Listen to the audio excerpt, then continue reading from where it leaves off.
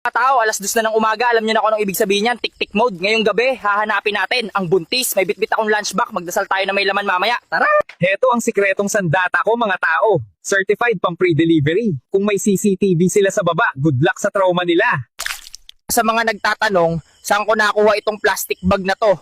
Maglalagay ako ng basket sa baba, tara!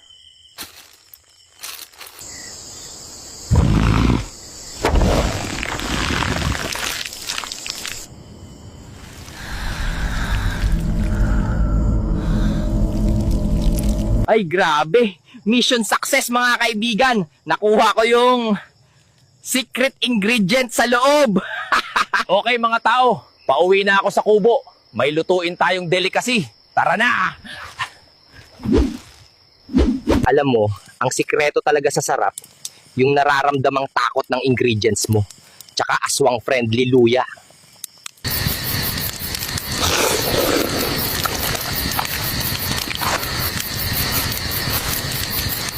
Sa buntis na nawalan ng craving, sorry po. Yung laman, blessing galing langit, sayang naman. Sa pamilya niya, padala ko na lang TikTok merch, okay? Hay mga kaaswang, kakasweldo ko lang sa pagtatahnod. Pakita ko sa inyo kung saan ko ginagastos. Punta din tayo sa burol ng pinsang ko mamaya. Tara, sama kayo.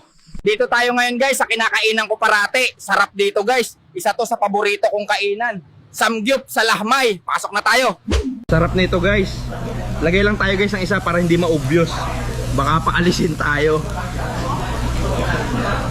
Punta naman tayo guys sa palengke. Tingin-tingin lang kung ano meron na pwede kainin para sa mga susunod na gabi. Dito na tayo guys. Wow guys, parang buffet. Buti na lang nakakain ako.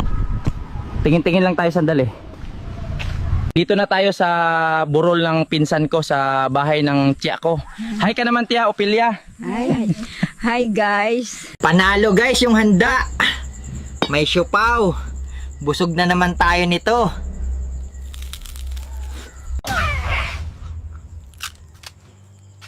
Ano ginagawa mo, Dodong? Iluwa mo yan!